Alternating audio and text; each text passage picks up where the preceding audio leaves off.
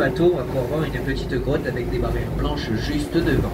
À l'intérieur de cette grotte se trouve le puits artésien de Saint-Barthélemy. Un puits artésien, c'est une nappe d'eau douce située au même niveau que la mer, alimentée par l'eau de pluie et aussi par l'eau de mer filtrée par une plaque de calcaire.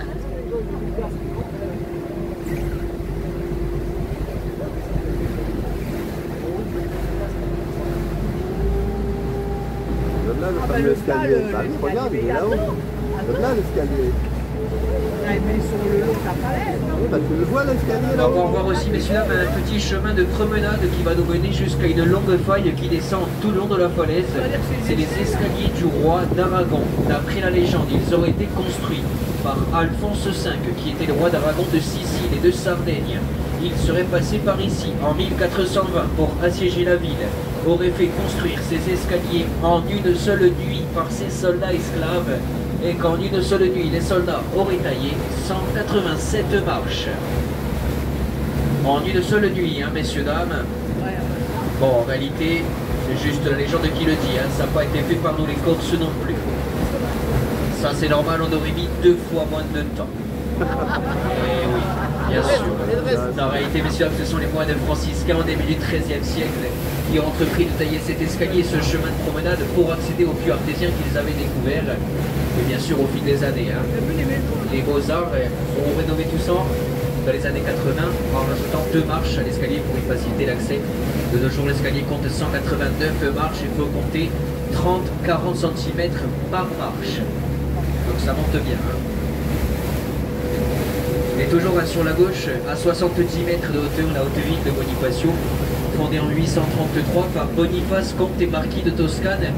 Toutes les maisons que l'on voit sont toutes habitées aujourd'hui et certaines construites sur un porte-à-faux allant jusqu'à 12 mètres. En clair, certaines de ces maisons sont totalement dans le vide. On va parler aussi de la maison qui est totalement à droite avec les arcades romaines et les volets blancs. C'était la maison de Marie-José Nat, l'actrice française qui était bonifacienne du côté de Saint-Cloud. À droite, messieurs, dames, derrière la plage, vous allez pouvoir voir ce muret en pierre avec les 2 pics en granit.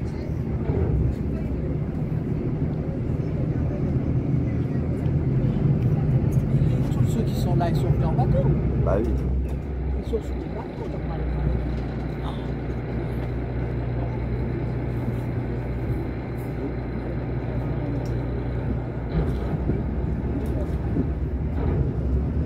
Il n'y a pas trop de fond, hein? Hein? Oh, on voit juste. Ah, tu te fais.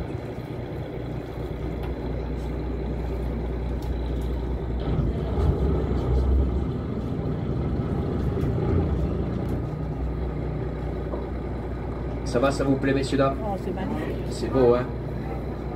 Et c'est normal. C'est la Corse. C'est la Corse. C'est la Corse. Ouais, ouais. Bien sûr. Ouais. Il y a des autres endroits Faut aussi pas le beaux. contredire. C'est pas la Corse, ça. Ouais. Faut pas le contredire.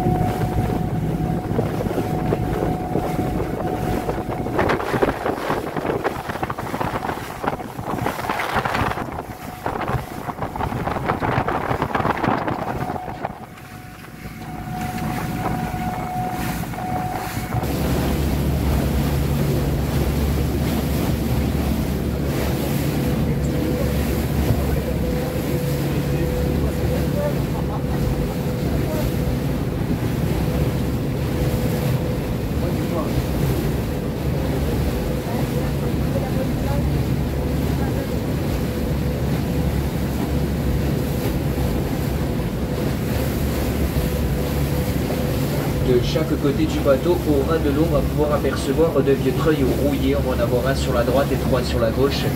Ces treuils ont servi pendant la Seconde Guerre mondiale à tant de câbles définis anti-sous-marins pour totalement bloquer l'entrée du port.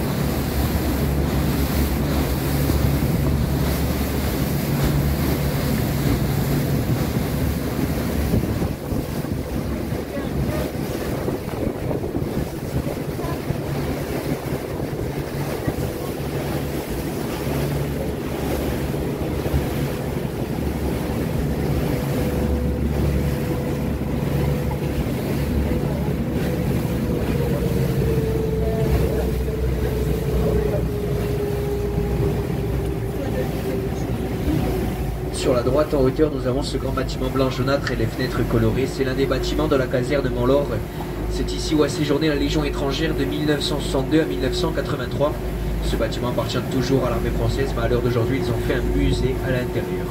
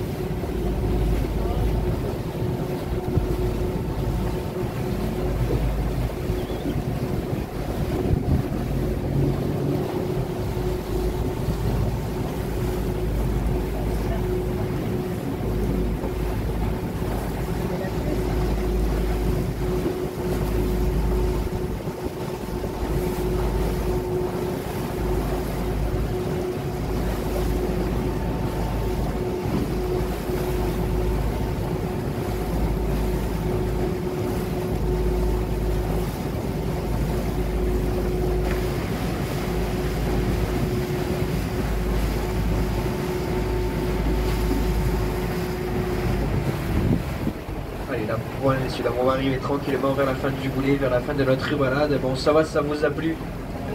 Oui, Et c'est normal. c'est la Corse. C'est la Corse. Merci beaucoup. Allez, je vous embêtais 2 petites minutes en vous demandant de bien rester assis un temps de la manœuvre pour la bonne visibilité du capitaine. À attendre notre top départ pour se lever et débarquer. La compagnie ainsi que les membres d'équipage, on vous remercie.